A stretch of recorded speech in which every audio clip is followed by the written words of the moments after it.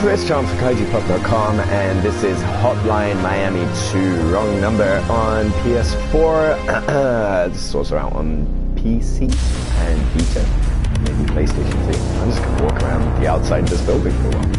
Didn't realize you could do this. Awesome. I played nearly all of Hotline Miami 1. I played until the very end, where it got really frustrating.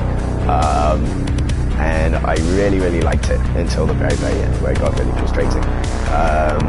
And that had a very sort of grimy 80s slasher pick feel, and this one is set in the 90s. I'm gonna get killed because I have no idea what I'm doing here. This is my first time checking out this level. Oh, shit, take cover. No. Yeah, this is the first time I tried. This is only the second stage of the game, so don't worry about spoilers or anything like that. I think the twist in this one is that we're floating. That's probably not the best way to go. Shit. We are moving between different characters here and following them around, which is a change from the original game where you're just playing this one guy, or were you, for the most part. And here it's a whole bunch of people undergoing this game's own bizarre descent into insanity, and that's not good at all. The first sort of level here. Okay, let's go draw everybody. Shit. The first level here is kind of very familiar if you played the first game, because it kind of it starts you off and you're playing as Guy. You choose a mask, which was always the thing with the first Hotline Miami, is like the different masks having different abilities. The first guy's ability is you can roll through and avoid bullets. But now here I am playing this guy who doesn't have a mask, so it's already slightly different. And as far as I'm aware, I haven't been keeping up too much with the pre-release hype, but you know, this game all about the different characters' abilities and things like that, and taking advantage of those. And always, I think it's always a good game to go for a play with, because the first time I try a stage, I'm really careful, and it's not particularly effective. Shit. Okay, did it. Right. It is always about, you know, kind of making a plan and then taking advantage of it. This guy's being very sort of Arnie-esque and holding a shotgun out in front of him. This is set in 1991 so far, so I think like there's a very sort of Terminator-ish kind of inspiration going on here. Ah, crap. What I'm doing with the right stick there is locking on to an enemy, and you can do that. You can do that in the last game as well. I can also look around with the touchpad. That's kind of new. So if you're familiar with that sort of mouse control on the PC, you've got that with the touchpad there as well. Or you can hold down the left trigger and get the same sort of panoramic view thing going on. Whichever floats your boat. Oh, that wasn't good at all. Who's going to get up? As ever, you have like the mix, I guess, of super intelligent guys that will pick up on whatever you're doing and get drawn to loud gunshots, and some guys just stick to their patterns. So it's kind of about taking advantage of the individual AI quirks, as it was in the first game.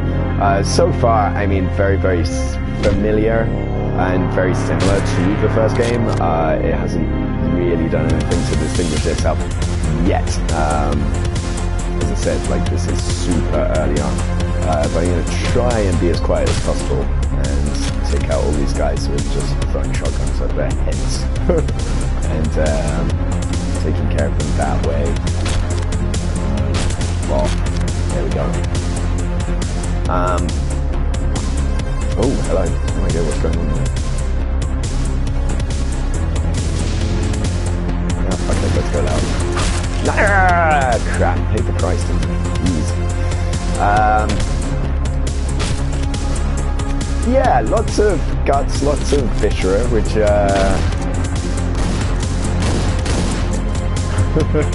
which is as the case in the first game. Hotline Miami 1 was obviously, I mean, it explored violence in sort of great length. That was its kind of goal, you know, in a way. And it was really interesting. I mean, spoilers, I suppose, for Hotline Miami 1. I didn't finish Hotline Miami 1 either, because I gave up at the end. But,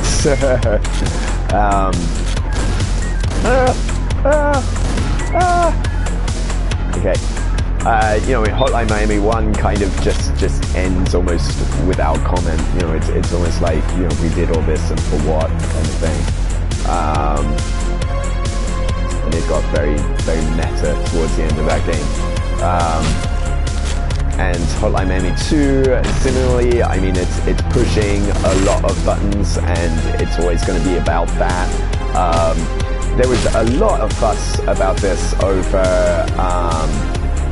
perceived or allusions to sexual violence. And there's a scene at the start of the game, in that initial tutorial stage, where there is something that could be perceived as a sexually violent scene. It's kind of presented, it was one of those things I think that the video got out, was taken out of context, which didn't help, and you know, you had the usual sort of sensationalist press about it. And don't get me wrong, you know, I'm never going to sort of complain, oh, you have no right to be offended by anything. But I mean, that initial scene was taken out of context, and you know, the first scene, you're sort of playing the role of an actor in a slasher movie, and that kind of context is kind of important to that scene.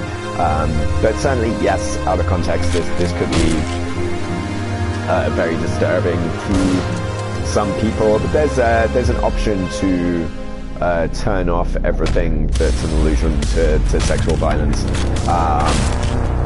if that is a problem for you. It kind of says straight out at the start, like, do you want to have this in the game or not?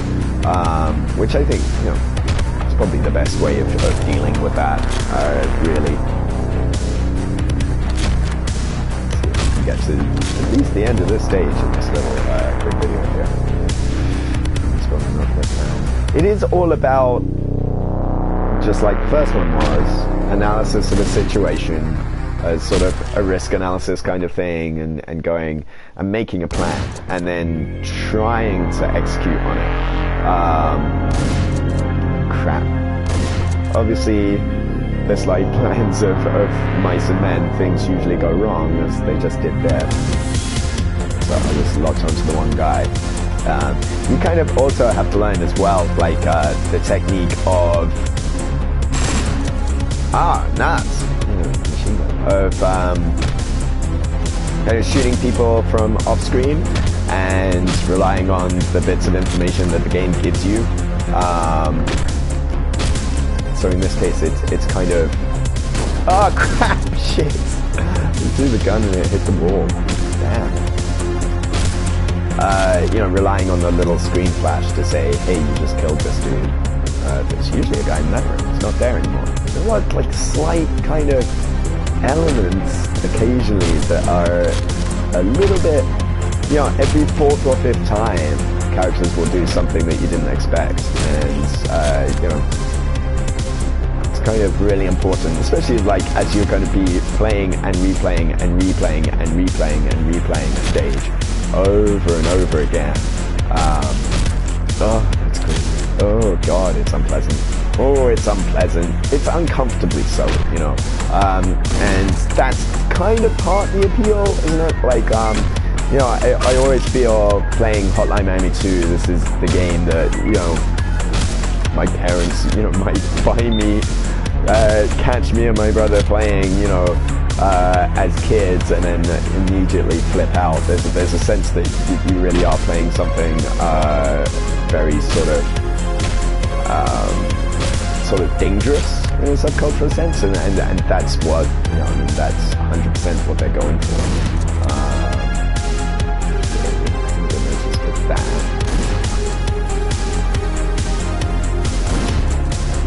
Okay. And there is, I mean, it's weird. I kind of think like there's a sense of like the violence being justified not just by the fact that the game looks the way that it does, and it looks so brazenly sort of pixelated and 16-bitish, but that also the AI behaves in the same way. You know, the fact that you have people in that room just walking around in circles with a gun, and like, you know, guys not hearing a shotgun blast that killed their buddy that's right next to them, you know. I think like there's an extent to like that's how it sort of justifies its violence in a way, which is interesting.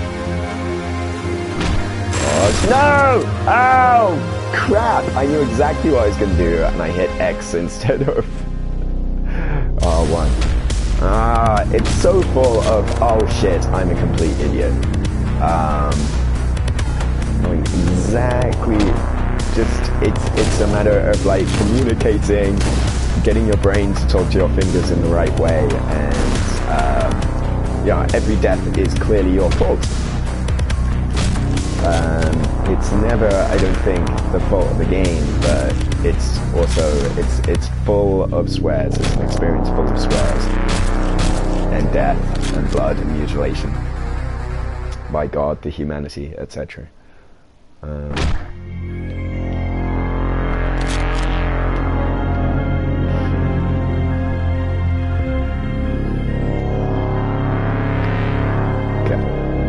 Try and do this again. The thing is now, if I do it this way, whole bunches of people are gonna come.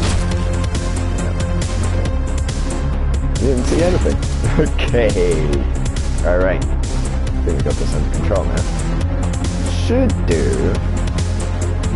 So I think that's sort of northwestern. Isn't what? What? My goodness. I think I threw my gun and it hit the door of that cabinet. And instead of hitting the guy in the face, because I thought, oh, I need to be careful and safe. And where's the knife man? The knife man's in here now. Shit! See, every so often, that's what I mean. Like, every so often, it's gonna ruin your plan. Okay. Charming, the brains on the floor. Okay, have your shotgun, thank you. Right, let's clear up that room. That room's clear. Right, so we've just got a whole bunch of dudes in here, basically. Yeah.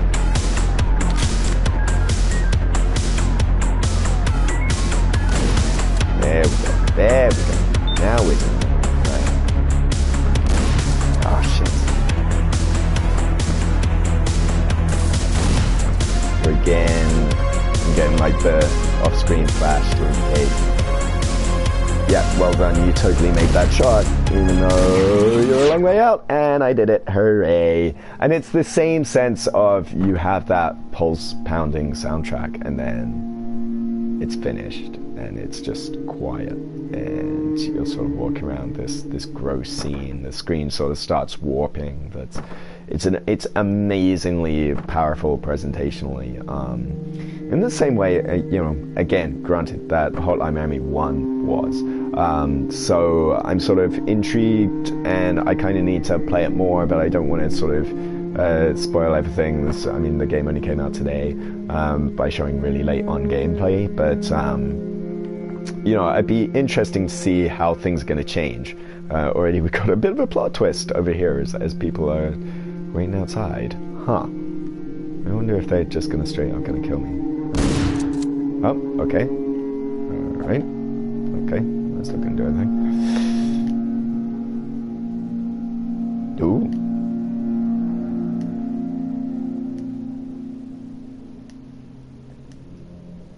Okay. They were bad nicks. They were no good nicks. Let me get in the car. My door's gonna open on the other side.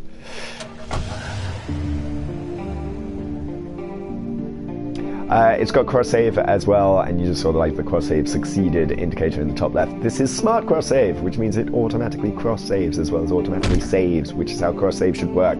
Well done, Dennerton, or, you know, Devolver, Abstraction, whoever did the port here. And yeah, you get like these little interludes, which are the same, you know, it's a similar structure to the original game. You know, and you kind of sort of speculate all of these guys have hugely empty lives, you know, and you have like these hugely empty places, you know. Every time when you go to a stage, there are always like these very bustling scenes, and then all these people that are fucked up just live in these completely empty houses.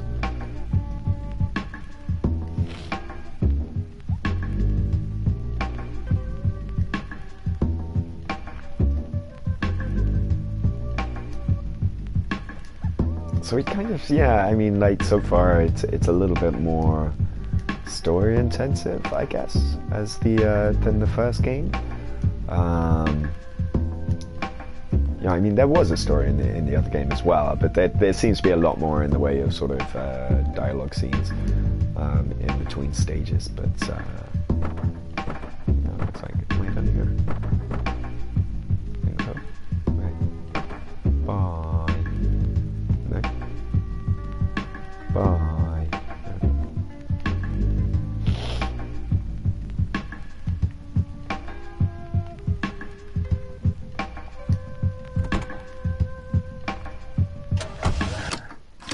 Oh, wow. Okay. Ha. This is like the other kind of, oh, okay, so now it's sort of the similar scenes, but it's flashing back and flashing forward, and now I'm this like big huge guy. Okay, so I think any more will probably spoil it too much, but you know, just kind of like the appeal to like the slasher pics and video nasties, rewinding, fast forwarding on a videotape. Even when you pause the game, like that's the best pause screen ever. You know, that you have like the dodgy shaky pause thing going on there. I think is super awesome. So yeah, I don't want to get too far, so I'm gonna quit out here. But that's Hotline Miami 2, wrong number. There'll be more on the game on kaijupub.com, including a full written review in the near future. But digging it so far, and definitely something worthwhile. Oh, here's a thing that screwed me on the Vita version earlier on. Always defaults to new game instead of continue, even after you load the game the first time. So you may well suddenly start a new game and have your autosave overwritten, which is shit. So be careful of that. But yeah, apart from that, Hotline Miami 2, pretty awesome so far. I'm intrigued to see how it goes. Chris Chan for kaijupub.com. Thanks for watching. Bye.